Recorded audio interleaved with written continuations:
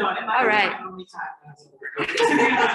So good morning, everybody. I'm so excited. We're here today with the Porterhouse KC co-founders Daniel Smith and Sharon Thompson. The Porterhouse KC operates as a launch pad for low to moderate income small businesses, owners, entrepreneurs, and focuses on providing urban and minority affiliated companies to achieve their business goals. They offer a wide variety of programming options for everyone, including mentorships, cohort-based business development, and guidance on accounting, legal services, marketing, and accessing banking resources, just to list a few. And I'm gonna go ahead and leave it to them and to introduce themselves and tell you about Porterhouse KC. Oh, and just a reminder, if you're not speaking, please mute your microphone. Good morning. Sharon Thompson, co-founder of Porterhouse KC. And I'm Dan Smith, the other guy. I don't know, this is cool because we got the virtual and then we got the in-person, so this is really cool. Yeah, so thank you for having us. And thank you, Miranda, for making sure that we got here on time and everything. Exactly. Yeah, we started the Porterhouse KC roughly almost 5 years ago. Yeah. And it was we felt like it was out of necessity. It was during the time where there was this huge conversation about making Kansas City the most entrepreneurial city. There was like a chamber initiative, the civic council, all these groups were like really talking about making Kansas City. That was one of the big 5 initiatives. And I grew up on 33rd and Jackson, Sharon. I'm all over. I went to Lincoln College Prep, so around that area. So, but we didn't hear that conversation happening, from the areas that we come from. We know we got a lot of entrepreneurs, a lot of small business owners, so we wanted to figure out why that was not happening. Right. Should we allow people to enter the waiting room hit the button? It's on. Oh, good. Y'all connected. My bad. And when we initially started, we had our own business. When it was roughly 20, and when we started, we didn't have the resources to help us out. When we first initially started business, we didn't know nothing about EINs. We didn't know nothing about LLCs. It was just us. We was rough and raw. So this helps everybody out when we wanted to do the Porterhouse KC. Yeah, so that was a part of the reason why we started it. Was like we knew that there were some additional supports that were needed. We've been in the position to need those supports, but didn't know where to go. Like where do we go and find these things? Right. So we were like, man, let's just figure something out. Let's see what's up. And then we literally just started with some speaker series events, kind of similar to this, where we invited consummate professionals in certain areas. Like we would have some attorneys, some marketers, branders, accountants, all these folks. Every month we would have them come and they would speak for free. We would have food. It was actually at Chess Inc. So right over there. So it was right off a bus line. So transportation wasn't an issue. Right. Childcare, we let kids come. Sometimes they did run around and yell a little louder than, but it is what it is, it's a family thing, right? Right. And so from there, we got the attention of the Kaufman Foundation through, various networking opportunities and all these other things. So we had some program officers come to some of our sessions. They were really excited about what they saw. And they were like, what else is there, right? Like there has to be more to this. This is dope. And me and Sharon looked at each other and we were just kind of like, nah, this was it. This is what we're trying to do, right? This is our bridge building. Right. So they challenged us and we challenged each other to figure out what else could we do. Yeah, what's the next step? Yeah. So the steps were do the curriculum program. Yeah, so we did our research. We went out and we looked all over the country. We saw Vector 90, which is in Compton, California. It's an organization started by Nipsey Hussle. I don't know if you're all familiar with Nipsey Hussle. But he really community-minded, economic development-minded, economic focused. So, but he wanted to make sure that these things are happening in Crenshaw, where he was from. So they started a co-working space that provided all these other, small business opportunities. Accelerators, co-working spaces for entrepreneurs to come and just do their thing, creatives. Yeah. So we wanted to create a space too, for creatives too. So we done the research, and like I said, Victor 90, and then somebody else. Mortar. We went up to So we went to Cincinnati. These guys came here to Kansas City, and they were Mortar and Kaufman. They had some type of, what was it, like a program? They were funded. Yeah, they were Kaufman funded. They were Kaufman funded. So we met up, Dan met up with them, and he's like, we got to go to Cincinnati. He called me the next day, and he was like, we got to go to Cincinnati. We went the next weekend to Cincinnati to check Mortar out. And those guys were amazing. They was walking down the street, going to all the retail spaces, which they helped out with their entrepreneurship journey, and they were all in brick and mortars. And when they was walking, it was just like, man, it was like, hey, how you doing? Hey, mayor, or hey, they knew some lawyer guy, councilman, just walking down the street. It was amazing. And we wanted to bring that here to Kansas City too. So we was like, hey, how can we be a part of y'all? How can we bring your curriculum here so we can bring Kansas City up to the level that you guys are doing? And when they said yes, we was excited. We was like, uh-oh, this is the next step of one of our goals that we wanted to achieve. So yeah. So then we applied for a Kaufman grant. The first time we applied, we actually got rejected. And normally folks take rejection, you can take rejection one of two ways, right? You can wallow in it, or you can see what things you can tweak and make it better. And that's what we did. We didn't wallow in our rejection. We just kept working, right? Kept working towards the goal. And that led us to actually applying the second time. We actually got the grant.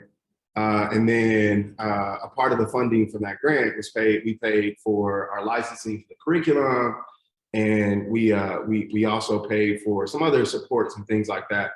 And so it was a small grant. And mind you, we both worked, well, Sharon still works full time.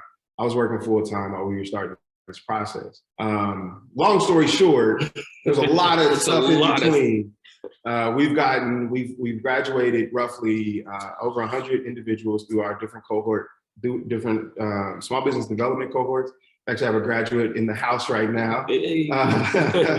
Deanna's actually a graduate of our very first small business development cohort. Then we had some mentorship cohorts as well. Everything that we do is very concentrated, so like in specific. So we had a 15-week program. That's what Deanna was a part of. We have a mentorship program. It's actually 12 weeks. We figured, what's the next piece of that puzzle, right? The next piece of the puzzle was we had classes. We taught the basics of small business and all this good stuff. But what's the next piece? And we felt like mentorship was the next piece. So we started this mentorship program. It's a 12-week program.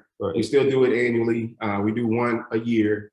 It's a larger program. So in our small business development, we keep them small, no more than like 12 individuals in the class. Our mentorship program, we have like 20 mentors, 20 mentees. We had a big one this last one. Yeah. So, and the goal for that is, it's based in soft skills, because we know soft skills is a thing. But we also have these other connecting points in each of those sessions. So after the 12 weeks, we got relationships built, we got cohort folks, all these great stuff that comes out of it. We noticed something else was missing. Yeah. The alumni part.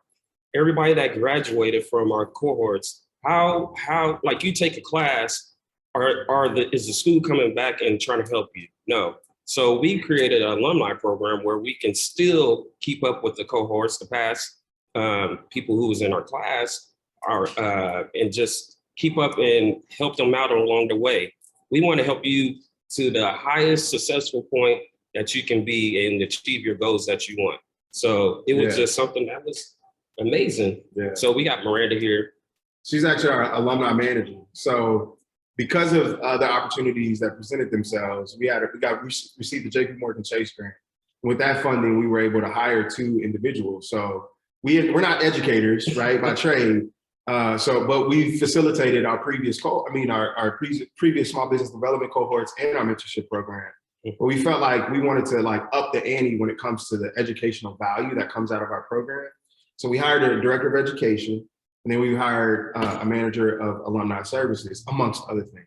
Yeah. But our goal for our alumni program is like to continuously pour back into the folks that brought us, that trusted us in their entrepreneurial journey, because we want to make sure that we continue to pour back into them. So that's the goal with that. But then we also there were some more gaps, right? There's this funding gap, right? Money, like who gets money and how do we get money?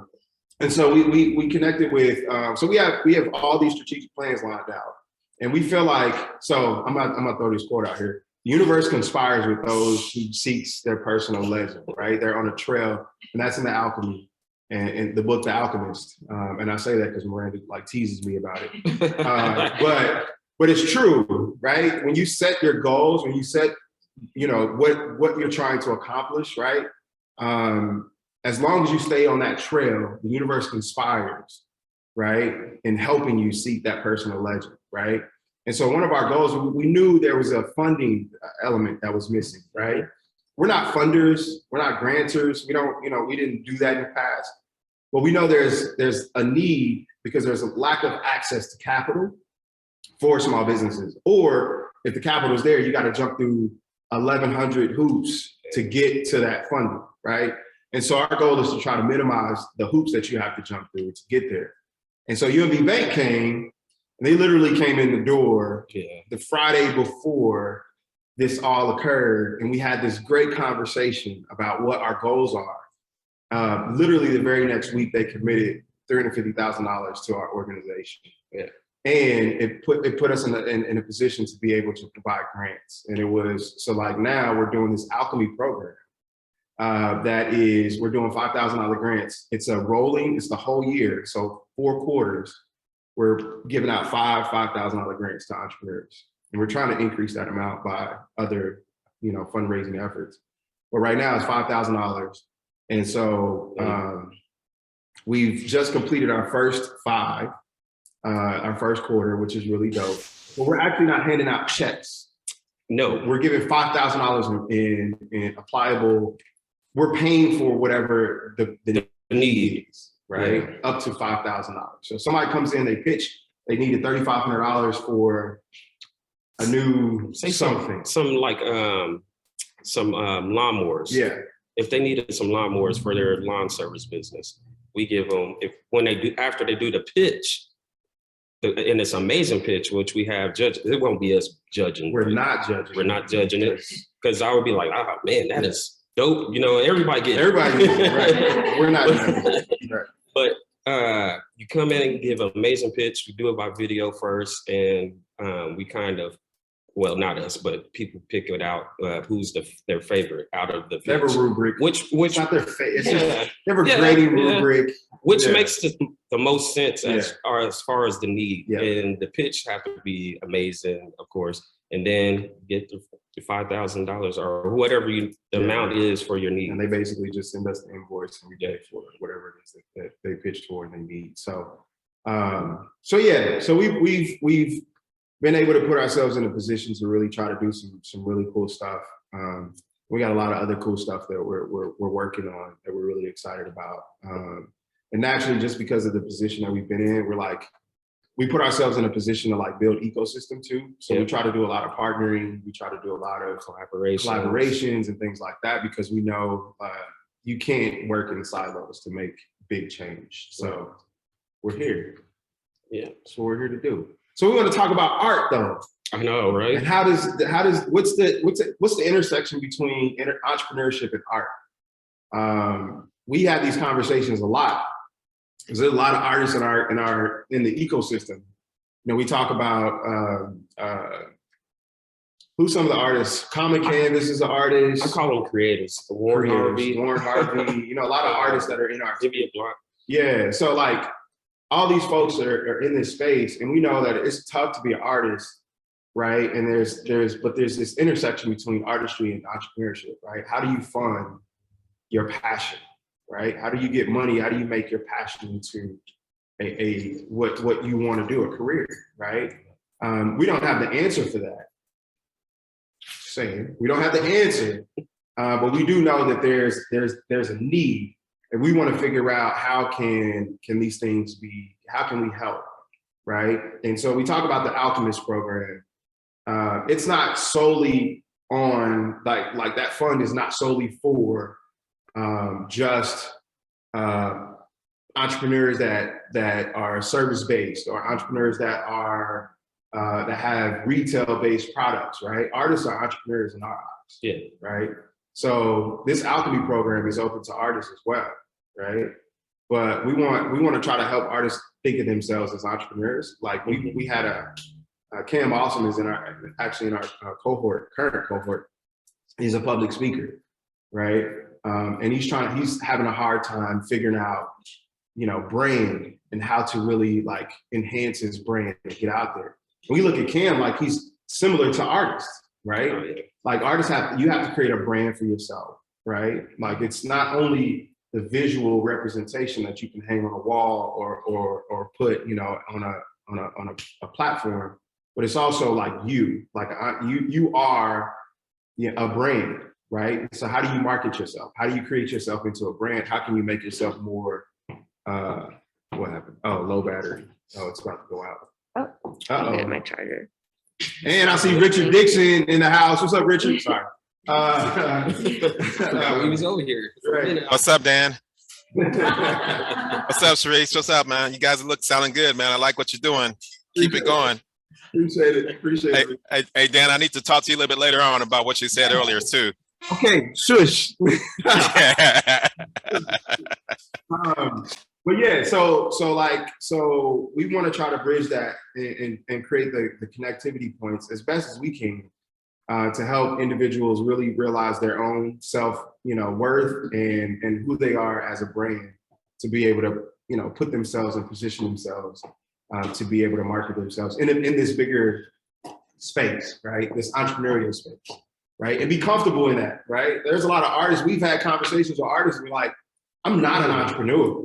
Right. I'm an artist. I'm not a business. I do art, and I like to sell. I like to create, and hopefully make an income from the art that I create. But from our perspective, you are an entrepreneur. You are a brand, and you have to figure out how to create yourself as in that image of an entrepreneur rather than just an artist. There's two hats. Oh, yeah. Right? You got to take the artist hat off, put that entrepreneurial hat on, and we have to figure out what that looks like for each of us. So I'm an artist too, but I can't create anything. He's a shoe But I'm artist. sensitive about my stuff. He loves shoes. Whatever it He's is. a sneakerhead.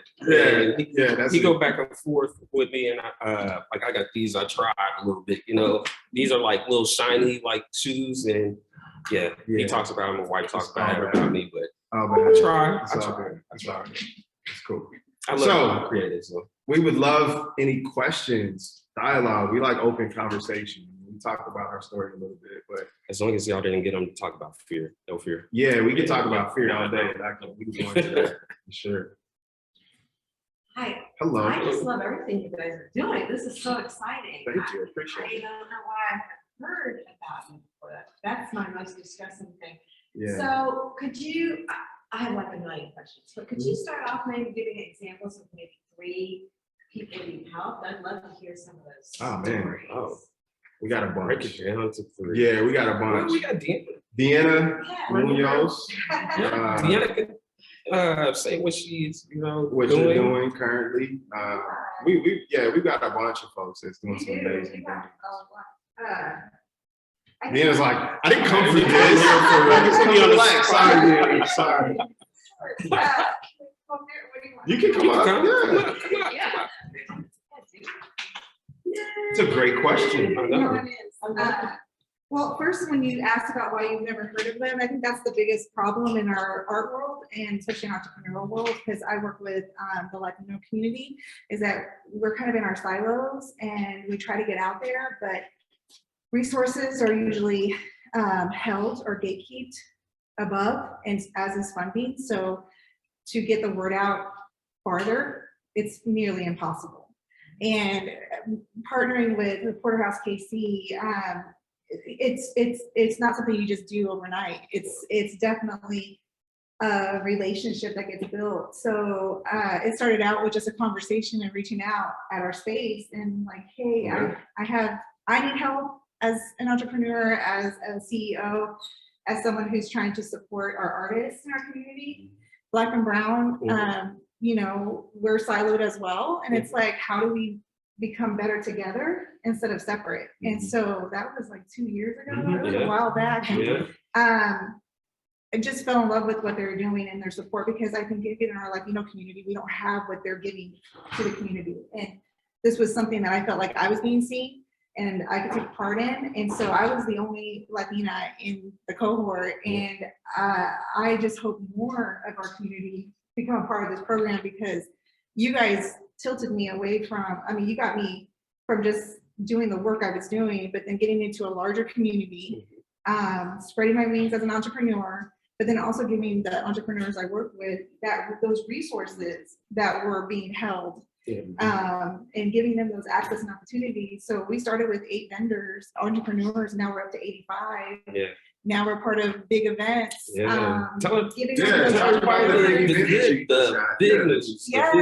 that you all helped me with was tacos and tequila, because we were like, it was the same day as our festival in KCAC last year, and we were like, wow, this is disappointing, but we'll back up on our festival so that way we can maybe go to theirs and see what's going on. And you know, I asked both of you if you could help me find the contact, and a couple months later we found a contact. Got a meeting going on like a month ago and immediately said, we want you to be a part of this. We want your entrepreneurs, we want your artists. We're going to do live murals there. We're going to auction off the murals. So it's not just about just a Tacos and Tequila festival, but they want it to be about community and about what's going on in KCK and KCMO, and not just in a siloed art world, but like in the Latino community and the Black community. And so just having that opportunity to get all of us out there in this big room is like phenomenal. And I could not have done that had it not been for Photo House KC. So if anybody want to be a part of this program, please do it, because it jumped me.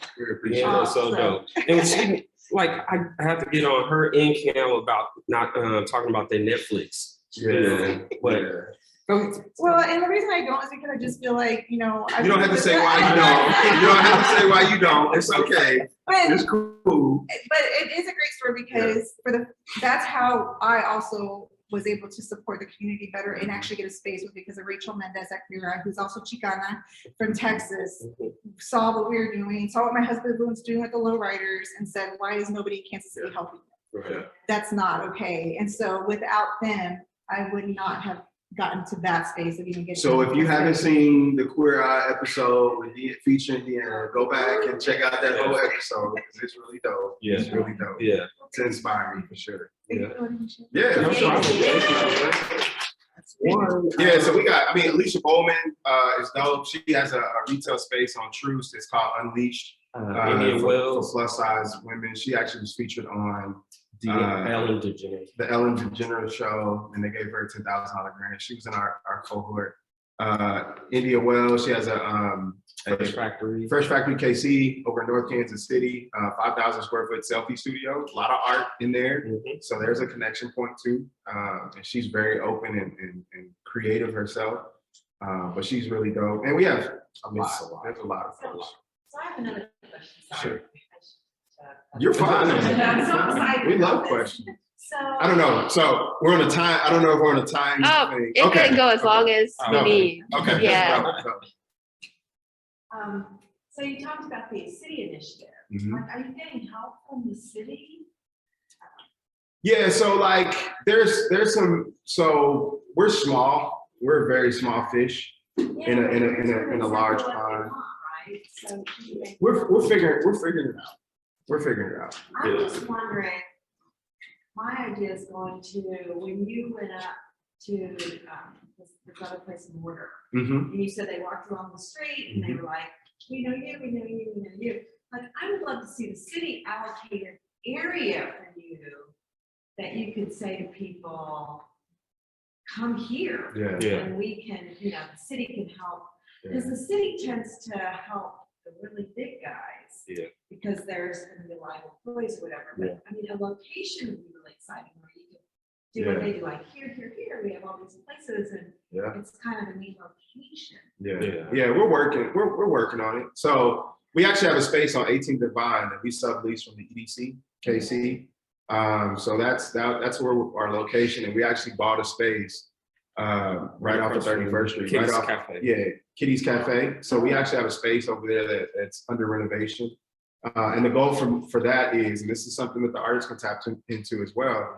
The first floor, when you walk in, it's actually 10. It's going to be 10 different retail booths or spaces that folks will be able to rent out themselves, a really small fee.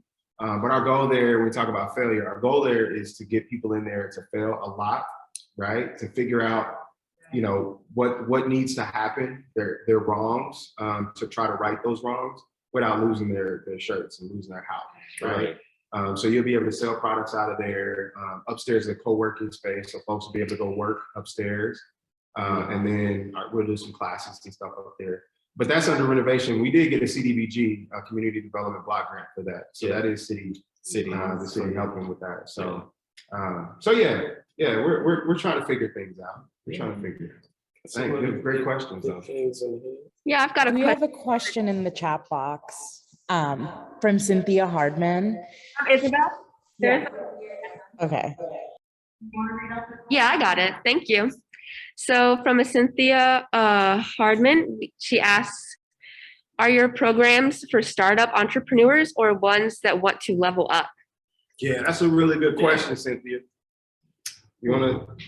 It's for both. We're not into the idea phase of, if you're into the idea of your business. If you have something going on, we can help you with that. And then if you level up or want to level up, we can help you with that too. So we're involved in We that. suck at idea phase. The idea phase. Helping idea phase Yeah. entrepreneurs. I mean, just being honest, and the reason why is, we have classroom programming, right? And so imagine folks coming in and you have folks that have been in business for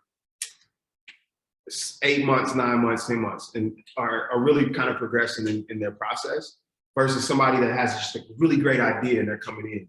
So imagine going through a week when we're talking about strategic planning or something like that, right? And this person that's 9 months, 8 months, 9 months in can easily strategic plan a little better, right? Because they have either their product or service, they have their business structure, all these things set and they're already pushing versus this person that has this idea and they come into these classes and they feel a little overwhelmed because they see other people progressing and they feel like, personally, they're not where they should be, and all these other things that come about. And so those folks traditionally fall off in our programming because of that, right? And so we want to make sure that, we set that tone up front though. We let folks know that it's applying.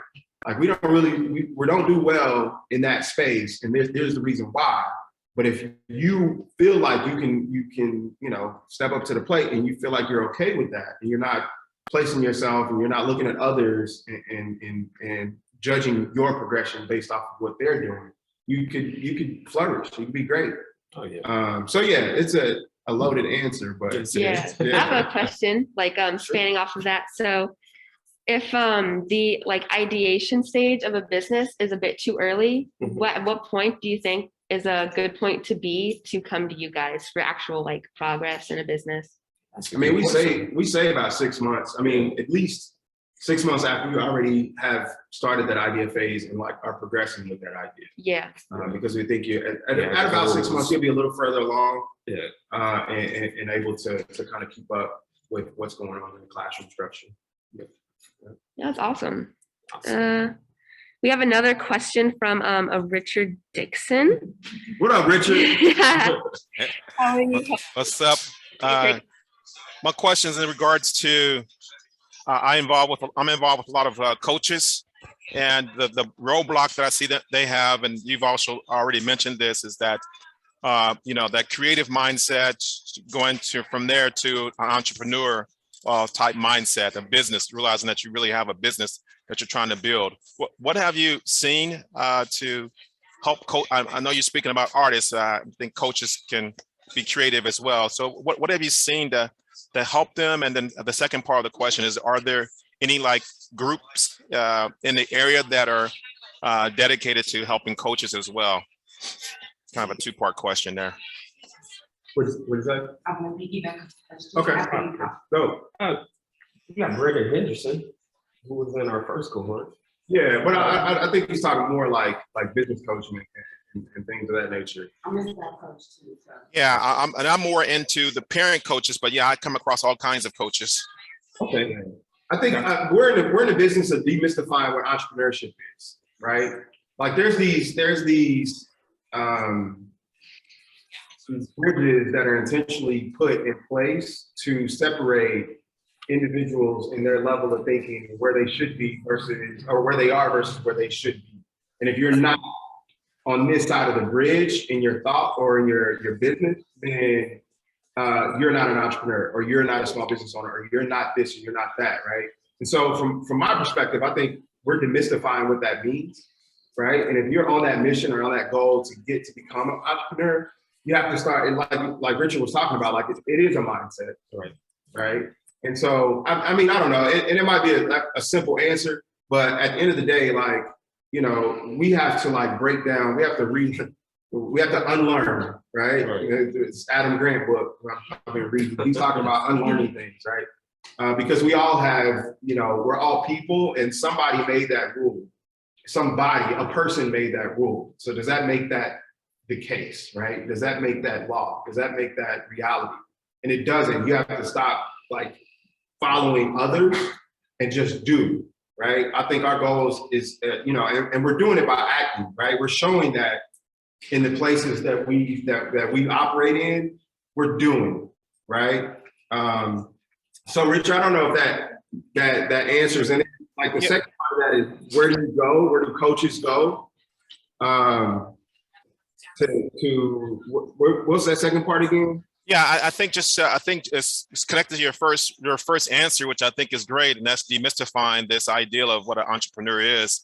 I think a space where coaches of all kind can go to help address that roadblock, that mind block, because I think what you're saying is absolutely correct. But where we find that space? I mean, I know that you know the Porterhouse is one space, but are there spaces dedicated to helping coaches that can get past that roadblock? I mean, they're out there. I think there's a ton of spaces that you can go, or you can create your own, right? Yeah. Space, reaching out to folks that are in similar zones and lanes that you are, and you create your own lane in that. Right.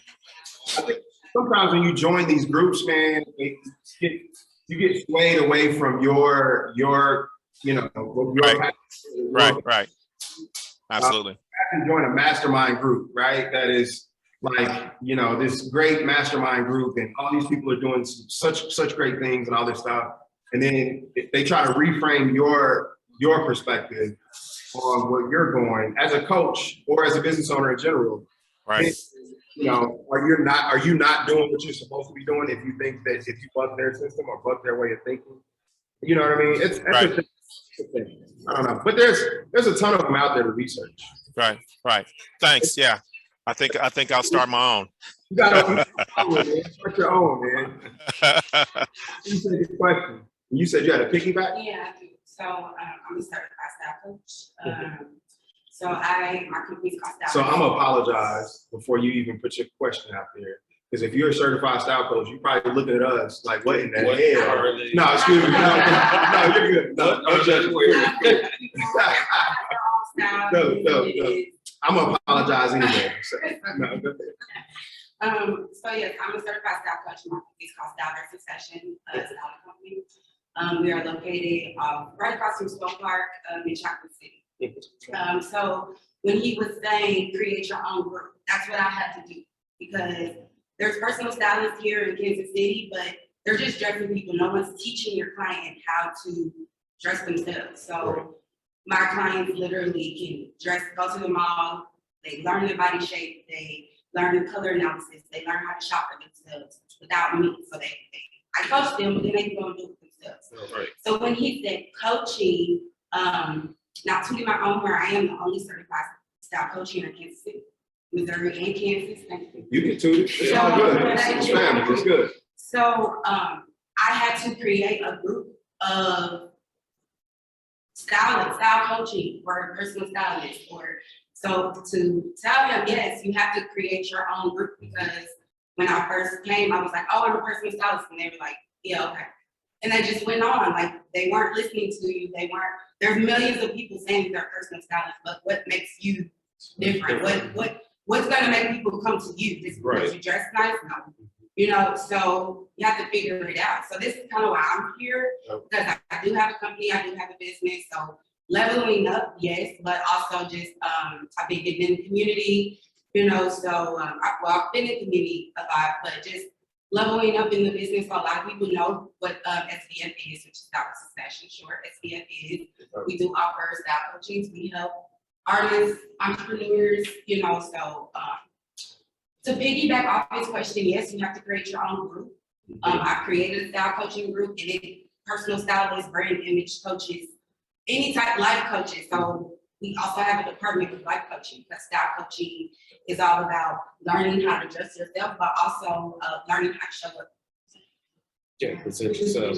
Yeah. So important, right? Right. So life coaching is important, because once you just have everything in place in life, you have this roadmap of where you're going. The way you look and the way you show up to wherever you're going, it's just all off. Yeah, right. So the style coaching process is, you know, important, but it's new here in the city. You know, they don't know about it, so I had to create my own line. So to piggyback off your question, I forget his name. Create your own line. No, thank you for sharing. Appreciate that. Thank you. What's up? I don't know if you know. Have you ever heard of the district biscuit? District biscuit. Yeah. Oh, yeah. Are you the district It's the owner. District biscuit. How you doing, man? Doing some amazing. No, it's you got some names. You got some names. Yeah. That's dope, man. Tell us about yourself. Yeah. Oh, they want you to You're doing some amazing stuff. They want you to I know you didn't think. Yeah, I know. I'm good. I'm good. I appreciate it. Though. My name is Ruth. I'm the owner of what used to be, the original name was the District Biscuit House. I'm in the process of revamping the brand. It's called District Biscuits now. We just got a property in downtown North Kansas City that we're renovating right now. Got some big and exciting things underway that I'm excited for everybody to see. I was really just coming down to support my brothers and, you know, check out what they had going on, but yeah. So the district biscuit. It's a biscuit-based brunch concept, similar to Denver Biscuit Company. So yeah. So they used to have a talk about where you know. Yeah, I used to be inside. You know. I used to be inside of the Anna's Mark Hotel before COVID. I was voted one of the best rising stars in the culinary industry in 2020. We got a lot of different accolades with the brand, but I just wanted to do something different. I had a lot of downtime during COVID, so it just gave me time to think about going in a different direction with the brand, different approach, something more Kansas City driven with the brand instead of, I don't know. I don't think I had a clear vision of what I wanted the brand to be back then. I just wanted to flex my skills, you know, so. But yeah, we have a vision now. I have, I'm working with a branding company now, designer, yeah, man, some investors, and I'm excited. I'm excited for you guys to see what's happening. I just wanted to share. You know, we do that a lot. We bring people up. Absolutely, absolutely. Yeah, hey, I don't know, I forgot which one. I think I had the chicken joint that was like double stack. Anyway, yeah. So I had this but it was fire. It was fire. Any other questions? Any other thoughts? We've got someone interested in speaking, the person who was speaking about style coaching, who you are and how to contact you. Sorry. They can't see you. Talk to the people. We also have a chat box right here, so you can type in your name and information. Okay. Hello, everyone. My name is Devion Branscombe. I'm going to type the website information where you can contact us, and then our email And if you visit us, you have to make an appointment first. While she's doing that, you got any other questions or thoughts? Yeah, I'm sorry, did they have a question? I could be answering the question while I'm typing. Oh, no, it was just your Okay. contact information and your name. Okay. Because you had put a question out there, okay, you're artists, you know, and I think a lot, I love the term creatives, because I think a lot of artists have a hard time acknowledging, okay, now I'm an artist. Is that where in the process do you say, like, you got to have a show, you have to have a solo piece or whatever, but if you define yourself as a They're on there already. creative, we're all creative. And I love the fact that you're opening up Am I missing anything? Oh, the email. for this potential entrepreneur. Yeah. It's like. Yeah, I mean, like officially, Yes. obviously, to be able to reap benefit from, the small business piece or the entrepreneurship piece, you definitely want to go out and LLC yourself. You definitely want to go out and do the, get the basic things that you need to do to be considered a small business. But then after that, you go out and you have to redefine what that looks like. Right. I would say do your research. Research someone that's like you, and then bring your own style to it. That's what a creative. As a creative, you creating something, and then you're like, is somebody like me? Let me do a little research. Then you look, oh, they doing big stuff in New York. Let me see. Go to their website. So, kind of, what can I do here in Kansas City? What do you? Can I ask what? Are you an artist? Okay, what do you do? Okay. I'm sorry, what you said? I'm a painter. What kind of painting? I do figurative, starting with some portrait stuff, your bright colors, and How long have you been painting? Long time. You have a business? You have a branded business, or? kind of. Okay. I mean, it's just me, and I have a website. And Right. Instagram. Nice. Yeah, I'm an artist too. I just recently left my full-time job to pursue it. But I think. Congratulations, yeah. It's definitely not at the business phase yet, but I think, that, going off what Ada said, how do you know when you're an artist or something like that? I think people, when they approach artists, first they want to know what type of art you make. And then for some artists, that's really difficult to say in one sentence. So I think, people talking about the work that they do, I think having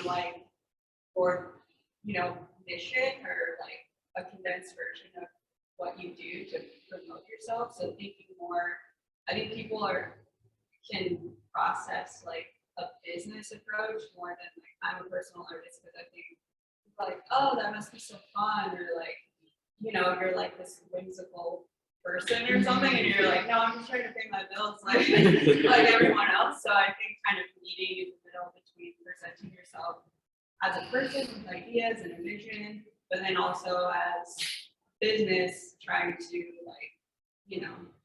use your own skills to promote yourself rather than having to fall into a corporation, which is what I was doing before, is where I'm trying to meet in the middle, what do you want to pursue? How do you present yourself? How do you explain what you do? And you might do a million different things, all small business owners, it's well, yeah, I'm the CEO, but I'm also the marketer. I'm also the production artist. I'm also,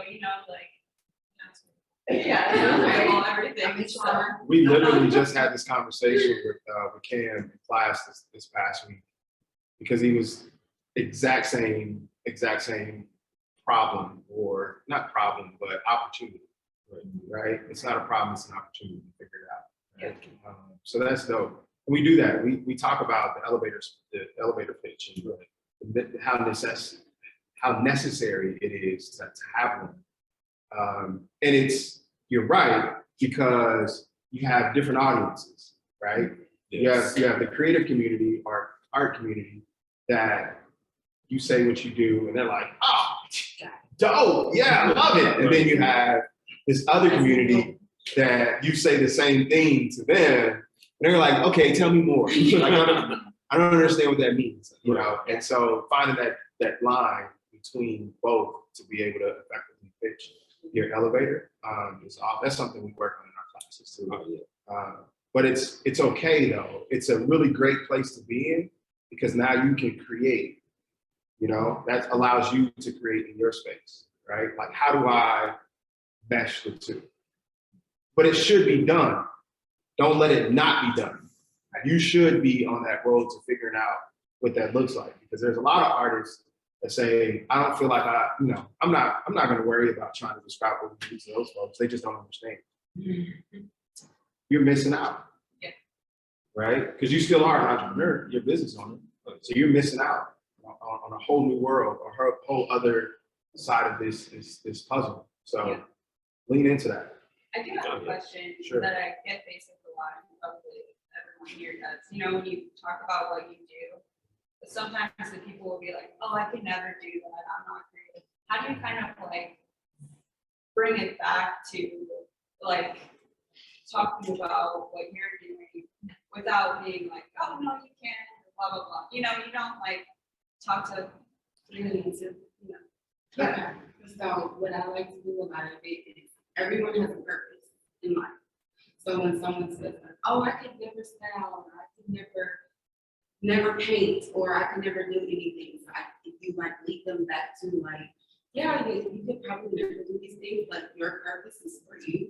So once you identify your purpose and you master that lane, they're not even gonna worry about what you can't do, because you've already identified what you're here to do. So that's just what you're going to do. So you can kind of just leave them like, oh my God, I can never be a painter. Stuff.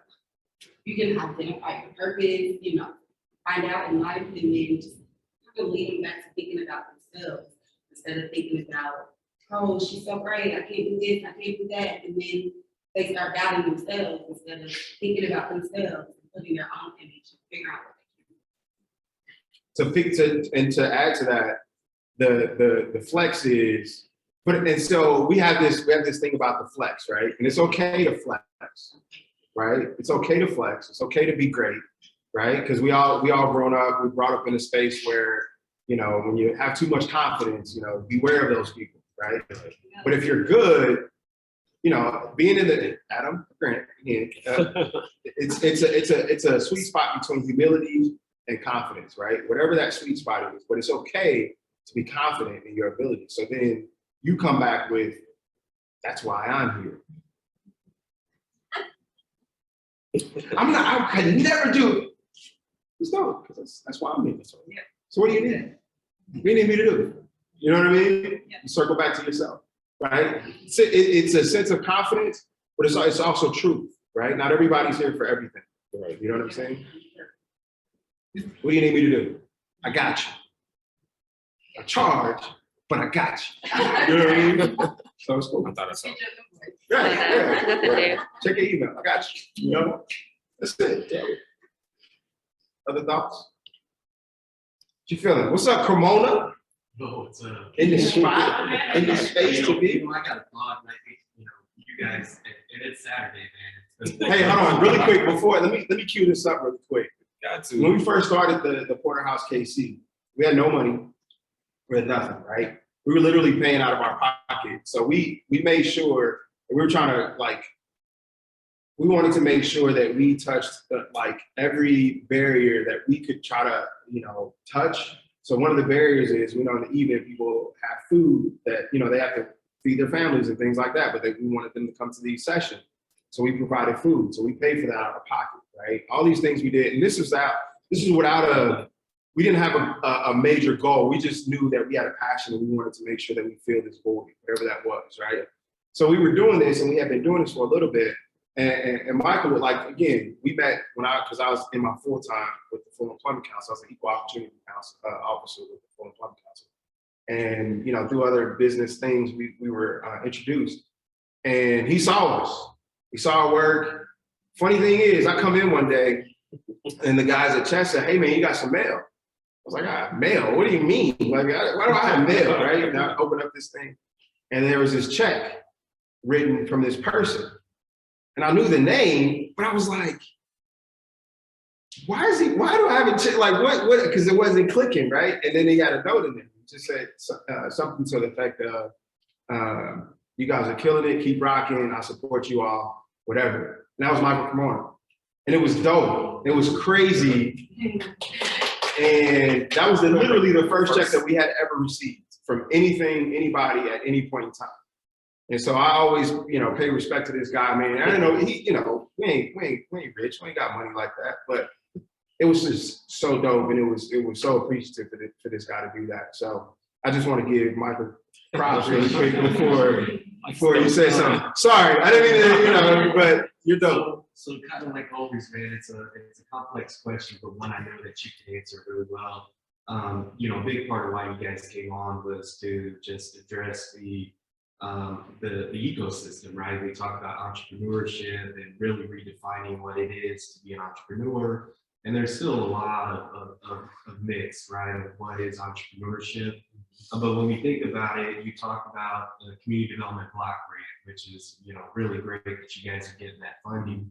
But when we kind of fit entrepreneurship into the role of community development, economic development, can you guys talk a little bit more about the position that you play? Because I know you guys are touching on a really important group of entrepreneurs who are not only looking at starting businesses, but the fact that they can move up is really meaningful in advancing their opportunities economically, improving the status of the communities that they work and live in. So can you guys talk a little bit about that? Because I know that was a big piece of why you started too. Yeah, man, dope tee up. Appreciate that question. Nah, so like, the making it easy, like we read this article. So you say I'm gonna use your So this is a thing that we created, right? And it says scale deep. Right? I had to move this here out. Sorry. Touch my head. Sorry. It's okay. So we had this thing called scale deep, right? Because there's always these conversations about scale up, right? Scaling up, right? There was this article we read that helped articulate this point more than anything that we can like literally say. Harvard Business Review did an article, they did an 8-year study on 2 organizations in Detroit. One that was similar to ours and another one that was an accelerator, right? And so they followed these groups for 8 years, right? And then, so what came out of, I won't go into the full study, but what came out of the study was the importance of scaling deep and the importance of knowing your purpose and your why versus just scaling up. Scaling up meaning just trying to go get money to figure out ways to do more with your business. Like if it's investors, if it's grants, if it's whatever, your goal is just to scale up. The problem was it changed the vision and the perspectives of all of these businesses that went through the scale up process, right? And these are all community-based businesses, right? Businesses that are retail focused, that are community garden focused, that are like things that should be deep rooted in the communities. But now because they get into these scale up programs, their whole mission and everything changes about their programs, right? And so they talked about the importance of scaling deep versus scaling up and really knowing the difference between the two. Because scale up is cool if that's your purpose, right? But scaling deep is who we focus on. And so you're right, like there's a lot of stuff that's out here that everybody can just be like attracted to, and that's okay. And that's a part of the reason why not a lot of people know who we are. And that's fine too, because it's attention, right? We are for who we are here for, right? And those folks will find us. We don't profess to be the foremost expert in any area. We just have a passion for helping and growing and figuring out, answering the questions, right? That needs to be answered. So we just done that through programming, through our small business development program, through our mentorship, through our grant process, and now through our alumni program. Yeah. So, yeah. Helping out with pitches. Yeah. Yeah, even in our Alchemy Program, if you come and you apply for the $5,000 grant, you can literally come in. It's a short application, little 1-minute video, but then you have to go through a 2-hour pitch class, right? That's an intensive pitch class, but it's free. But we want people to feel like they are on an equal platform with others, right? We know some people have never pitched a day in their lives. And we know there's some people that are pitching like every other day, right? So we're going to do a 2-hour pitch class to at least pour into the folks that have never pitched before, but it's a requirement. So if you want to go and you actually want to get in front of the judges to pitch, you have to go through this 2-hour pitch class. But it's not only for that last moment to pitch in front of these judges. That's long lasting. We talk about creating that elevator pitch. This is a part of it. This is how you learn how to do that type of stuff, but it's condensed. We partner with the SBDC, Small Business Development Center, and they actually put together the actual class for us. So yeah, that's connectivity, right? Appreciate that, dude. We had a longer version, just so you know. Yeah, for sure. We had a longer version, just so you knew. That's why I was much longer. Much longer. But yeah, the Alchemy thing is all year. It's based in quarters, but it's a running application. So if you get it done within this quarter and before the actual pitch class and all that good stuff, you'll be eligible for this quarter. If you miss it, and just apply for the next quarter and so forth and so on. You have to go through each of the steps to be able to qualify to pitch. You can't shortcut it. Yep, can't shortcut it. So yeah. Any other questions, thoughts, feelings? You were talking about like an article or something you read that got you to the room. So Adam Grant has a book called Think Again. Yeah, literally so Miranda's been talking about Adam Grant for like the last year, right? And she's been a fan of his. She's in psychology. Her major was in psychology. I got it right. Psychology. And Adam Grant is a psychologist too. And so they click. And I was like, yeah, it just makes sense. Y'all click. You know what I mean? That's your thing. You know, you'll love it. But then Adam pitched he presented at the Junior League event, and I got to see him.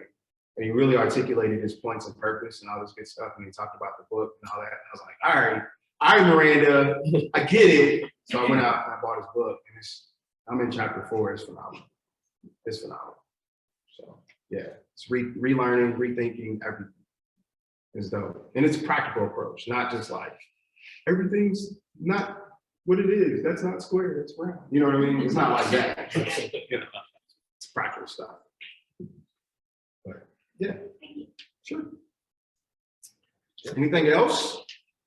If no one else Loved it. has anything else to add, I had a couple of questions and points I'd like covered.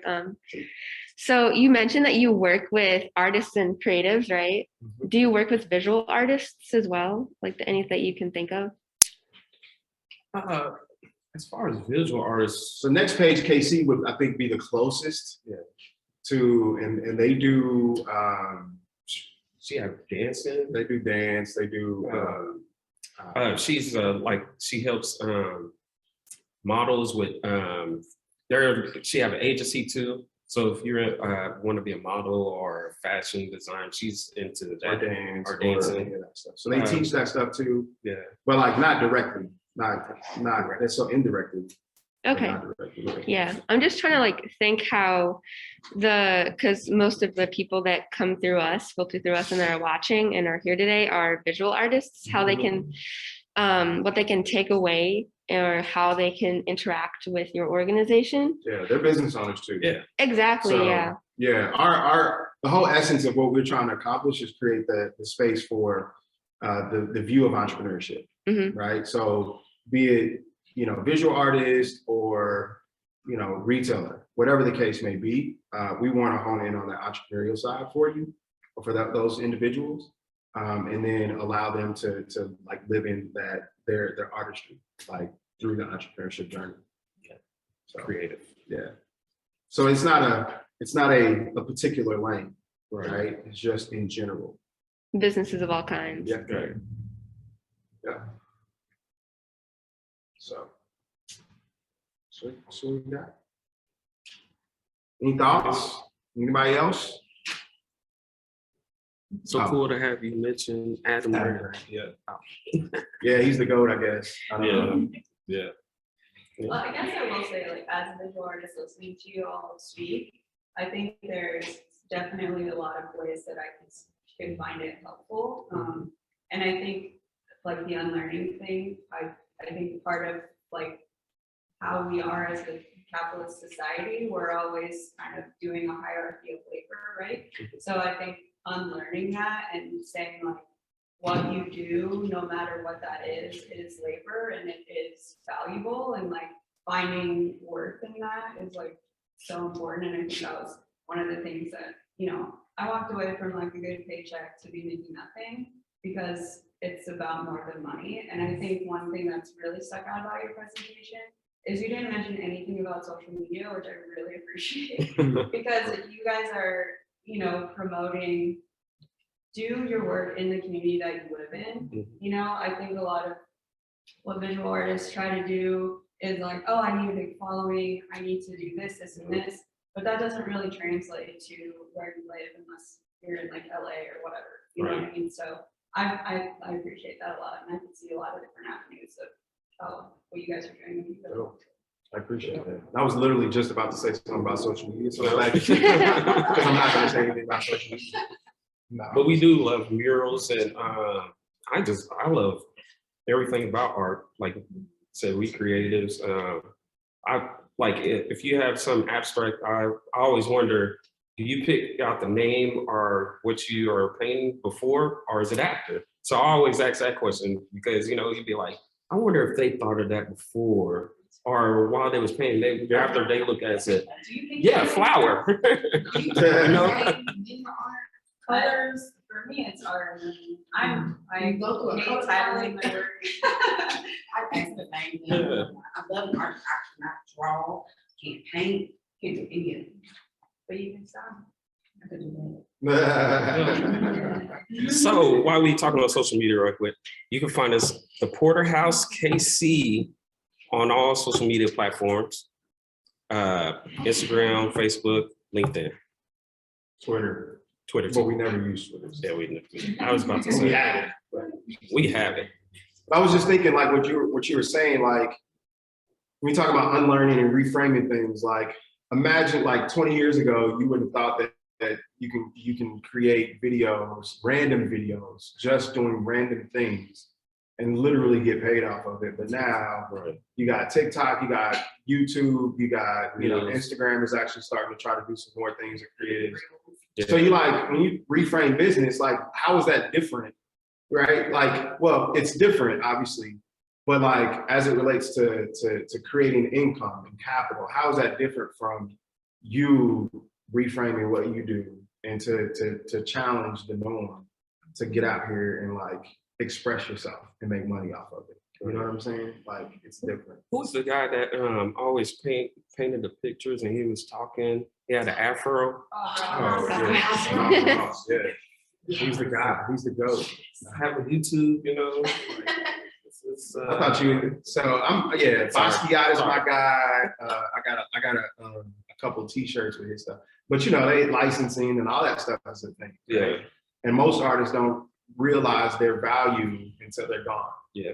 Or their work doesn't realize its value until they're gone. Right. And that's the tough part of art, right? Because you want to live in that moment while it recognizes what it is and what it's doing. So even with that thought in mind, you know, what can we do to elevate that? As an entrepreneur, as a small business owner, how can you elevate yourself before, you know, to realize that value of what you're doing? You know what I'm saying? Yeah. And I don't know if it's like throwing a $30,000 price tag on an art piece, right? Rather than like really getting out there, really just doing some different things that captures the hearts and minds of people, right? That mental real estate, we call it mental real estate, right? There's a lot going on in there, but how can you get a little bit of that mental real estate in somebody's mind, right? Something else. You're just saying thank you. Oh, cool. Thank you. Thank you. Cool. No, but yeah, go to our social media website is just theporterhousekc.com. The Alchemy Program, like I said, it's at the top. You know, go to theporterhousekc.com, click on the Alchemy. Literally, I think it's like 5 questions or something like that. Not hard questions at all. And then there's an email that you can send a video to. So just drop a little 1-minute video on a YouTube link or something and just send a link that way. And then we'll be sending out information. Once we have your application, we'll send out information about the next pitch class and then the actual pitch. And yeah. And sign up for our newsletter for upcoming events or whatever we got going on. And we You can don't do it on the spam website. people's- They can On the sign up website. for- Yeah. Yeah. On the website, the Porterhouse. Yeah, as soon as you go to the website, it'll pull up a link that says, hey, sign up for our newsletter. Yeah. And you just put your email in there. Yeah, and we don't spam people's emails, so you don't get a lot of stuff from us. It's like once every 5 months or something, we have to send something out. But Good deal. Good Cool. deal. Thank you all. I appreciate for y'all listening listening. to us. Yeah, thanks, guys. That was awesome. So if there's no other questions and you guys don't have anything else to add, we'll go ahead and wrap it up. We can talk all day. Oh, yeah. We can wrap it up. Don't I give can them all talk. the no fear and basketball. Yeah. Talk about it all. Fridays at High V, we play basketball. Come hoop with us 6:30 in the morning. Just saying. But really, thank you so much for coming to talk about the Porterhouse KC Thank you for bringing. and answer questions. It's awesome. Cool. Gracias. Thank you so much.